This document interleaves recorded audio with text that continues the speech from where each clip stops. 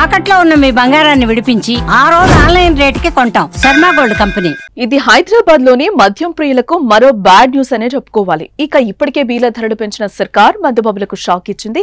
అయినా సరే మందుబాబులు తగ్గేదేలే అంటున్నారు. వేసవి రాకముందే బీర్లు తెగ దాగిస్తూ డిమాండ్ పెంచేస్తూ రాష్ట్రానికి ఆదాయాన్ని పెంచేందుకు సాయశక్తులా ప్రయత్నిస్తున్నారు.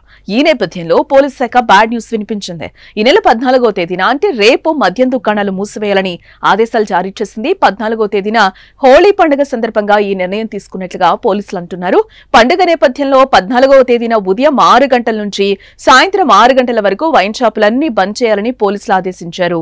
ఈ సందర్భంగా పోలీసులు పలు కీలక సూచనలు, హెచ్చరికలు కూడా చేశారు.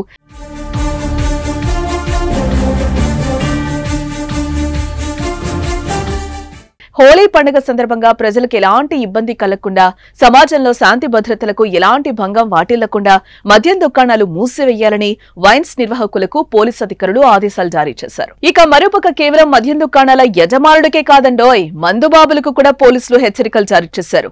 హోళీ సంబరాల పేరుతో మద్యం సేవించి బహిరంగ ప్రదేశాల్లో గొడవలు సృష్టిస్తే కఠిన చర్యలు తీసుకుంటామని పోలీసులు హెచ్చరించారు. హోళీ వేడుకల్లో పాల్గొనేవారు ఇతరులకు ఇబ్బంది కలగకుండా పండుగను జరుపుకోవాలని సూచించారు.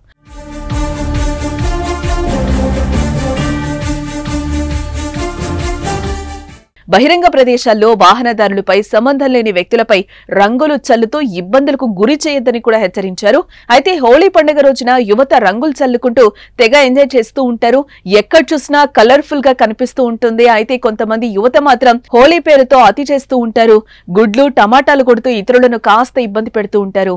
ఇక కొంతమంది సంబరాల పేరుతో మద్యం సేవించి తమ స్నేహితుల మీదే కాకుండా అసలు ఏ మాత్రం సంబంధం లేని వ్యక్తులపై రంగులు చల్లుతూ గొడవలకు దిగుతూ నానా రచ్చ చేస్తూ ఉంటారు కూడా. మరోవైపు హోళీ రోజున పెద్ద పెద్ద గ్రౌండ్లలో రైనీ డాన్స్లు, డీజేలు పెట్టుకుని తెగ సంబరపడిపోతూ ఉంటారు. అక్కడ కూడా మద్యం సేవించి నానా రచ్చ చేసే వాళ్ళు కూడా ఉండొచ్చు. హోళీ సందర్భంగా కూలి పనులు చూసుకునే వాళ్ళు పండుగను జోరుగా జరుపుకుంటారు. తమకొచ్చే వసూళ్లతో విందులు చేసుకుంటూ ఉంటారు. మరి ఇలాంటి విందుల్లోకి మందు లేకపోతే ఎలా? అరేరే, పెద్ద సమస్య వచ్చిందే. 6 తర్వాత షాపులు తెరుస్తారు కదా, అప్పుడు చేసుకుంటే సరిపోద్ది. ఇది మాత్రం ఖచ్చితంగా బ్యాడ్ న్యూస్ లోనూ ఊరటనిచ్చే అంశమే మరి.